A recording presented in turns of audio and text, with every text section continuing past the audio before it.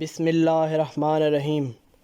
السلام علیکم دوستو، آج میں آپ کو ایک ایسی کہانی بتانے جا رہا ہوں جو آپ کو سوچنے پر مجبور کر دے گی اور انشاءاللہ آپ کی زندگیوں کو بدل کر رکھ دے گی۔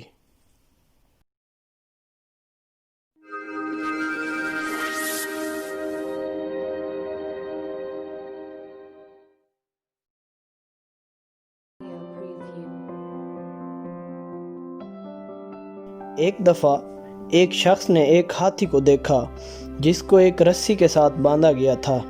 اس شخص نے سوچنا شروع کیا کہ اگر یہ ہاتھی ایک ذرا سا بھی جھٹکا دے دے تو یہ رسی ٹوٹ سکتی ہے اور یہ آزاد ہو سکتا ہے، لیکن یہ اتنا بڑا ہاتھی اس چھوٹی سی رسی کو توڑنے کی کوشش کیوں نہیں کر رہا؟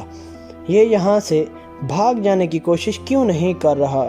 اس کے دماغ میں یہ سوالات گھوم ہی رہے تھے کہ پاس ہی اس نے ہاتھی کے ٹرینر کو دیکھا۔ اس شخص نے اس ٹرینر سے پوچھا کہ یہ اتنا بڑا ہاتھی اس چھوٹی سی رسی کو جس کو بآسانی توڑا جا سکتا ہے وہ توڑ کر یہاں سے بھاگ جانے کی کوشش کیوں نہیں کر رہا؟ تو اس ٹرینر نے مسکراتے ہوئے اس کے کندھے پہ ہاتھ رکھ دیا اور کہا کہ جب یہ چھوٹے تھے ہم نے اس کو اس وقت ایک ایسی رسی کے ساتھ باندھ دیا تھا جو اس عمر میں ہاتھی اس رسی کو نہیں توڑ سکتا تھا۔ انہوں نے اس رسی کو توڑنے کی کئی بار کوشش کی لیکن نہیں توڑ سکے۔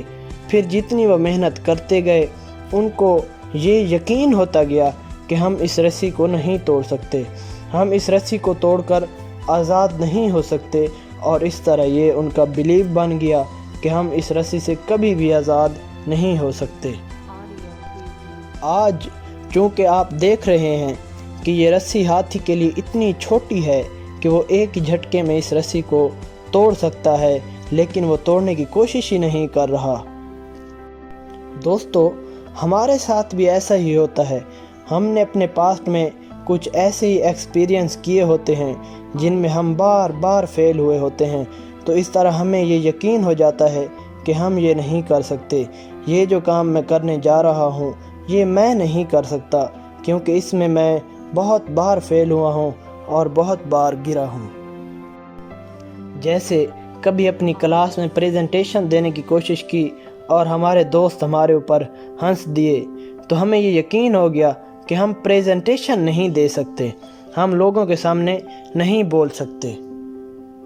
حالانکہ اس بات کی طرف ہم دھیان ہی نہیں دیتے کہ غلط بولنا بالکل نہ بولنے سے بہتر ہے۔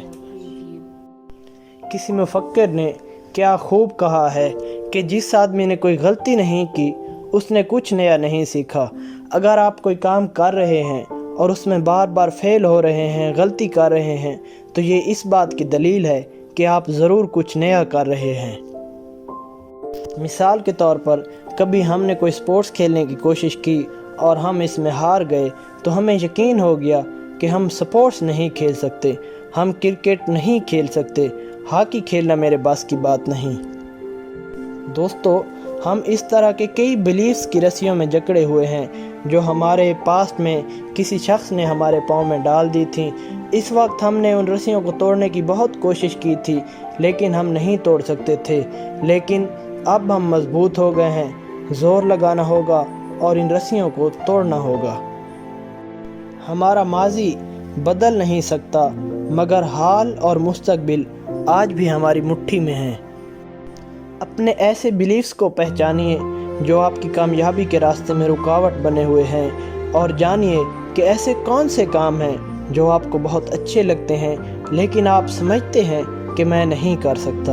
ان کے بارے میں ایک چھوٹا سا ایکشن لے لیجئے تاکہ آپ کو اس میں کامیابی ہو۔